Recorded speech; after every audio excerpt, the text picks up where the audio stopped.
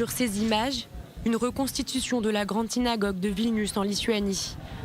Elle avait été en partie brûlée par les nazis pendant la Seconde Guerre mondiale, avant d'être détruite par les soviétiques en 1956. Depuis 2015, des fouilles sont entreprises à l'endroit où se trouvait la grande synagogue. Ce mercredi, les archéologues ont dévoilé des découvertes fascinantes, comme cette gravure en hébreu dans une tablette en pierre.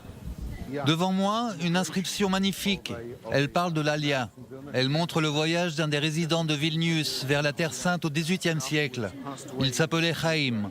Et cette pierre avait été offerte par ses fils. C'est vraiment l'une des premières découvertes que nous avons faites.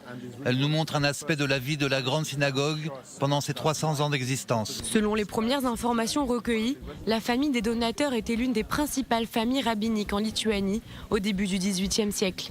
Ces inscriptions témoignent du lien profond entre la communauté juive lituanienne et la terre d'Israël. Un lien qui date des débuts de la grande synagogue de Vilnius. L'excavation a notamment permis de découvrir des restes de la bima de la synagogue, ou estrade sur laquelle se lit la Torah. Je me trouve sur la bima de la grande synagogue de Vilnius.